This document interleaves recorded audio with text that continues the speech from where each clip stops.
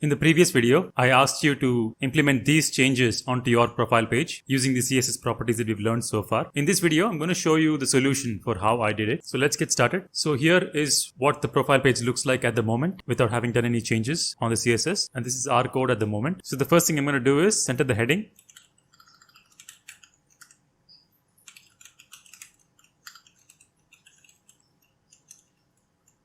I'm going to save that and refresh that. So the heading is centered. And I'm also going to set the height of this image to something more reasonable.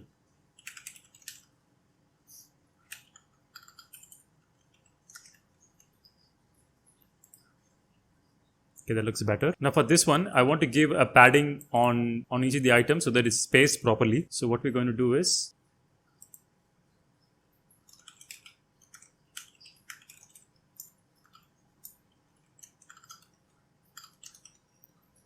I'm going to just copy and paste it on all of these.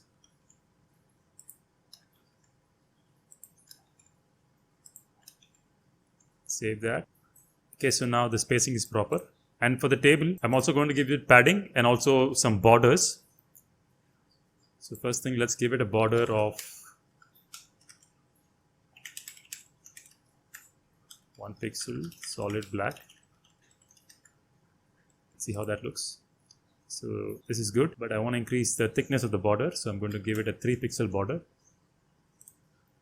Okay, that looks better. And I'm also going to give it a padding of 5 pixels. Okay, that looks better. So now we have an external border. I also want to have individual borders for each of the cells. So what I'm going to do is inside the cell element, which is the TD, I'm going to give it a style and give it basically the same thing as here. So we may as well just copy and paste this. I'm going to give it the same thing, except that I want the padding to be more reasonable and also the thickness of the border inside to be less. So let's see what that does. Okay. Well, this is fine. What I want to do is remove the padding on the table element. Okay. And also give this to all of the cells.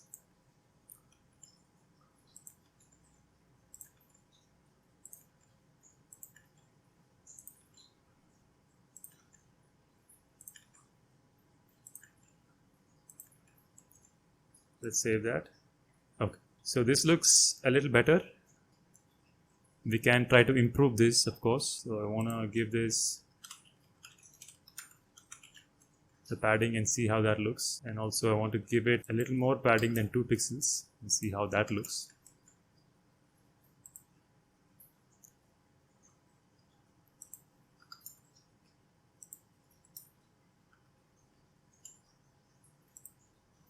Okay, I think the 5 pixel looks better, so let's change that to 5 pixels.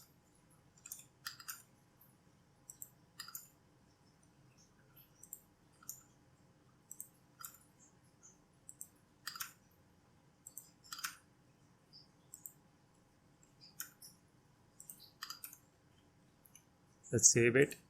Okay, this looks a lot better now. Now I also want to change the color on the heading row. So what I'm going to do is I'm going to go here and say style, color, purple. Save that. Okay, so this and the color of the image matches now. I also want to center align this.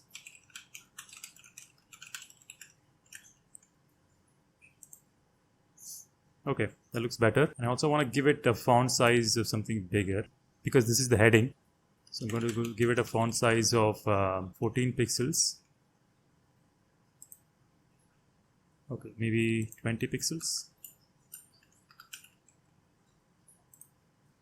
Okay, that's good. I also want to give it a horizontal ruler between the list and the table so that it's more prominent.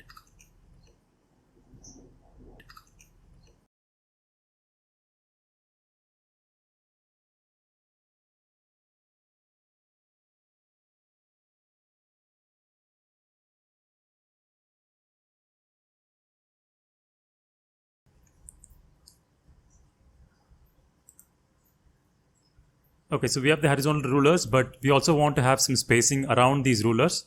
So what I'm going to do is I'm going to give it style margin equals 10 pixels. And let's see how that looks. Maybe 20 pixels. That looks better. So let's replicate that here as well. I'm going to copy and paste this here. Let's save that. Okay, that looks better. So now you can see that overall the look of it feels a little better. So one more thing that I quickly want to change here is that this table here seems to be very close to the edge of the page, whereas the rest of the part seem to have some margin on the left. So what I'm going to do is give this a left margin so that this is aligned to the rest of the body. So to do that, we're going to come to the table opening tag and give it a margin left of 20 pixels. So we saw this property earlier, margin, and if you give it a margin of something, it basically adds 20 pixels around the element. If you want to give it on just one side, you just have to say which side it is. For example, here we're giving it a margin of left, and if you want to do it for top, you'd say margin hyphen top, and same for margin hyphen right, and also margin hyphen bottom, which will give it a margin just on the bottom. So let's save this and refresh it. And now you can see that it's added a margin on the left. So as you can see, this looks much better now, thanks to the CSS we've used so far. In the next video, we'll see how to do this in a better way. So hopefully if you've not already done these changes to your profile page, you can do it now. Please make sure to like and share this video and also subscribe to our channel. And don't forget to press the bell icon so that you keep receiving updates. Thanks for watching. See you in the next one.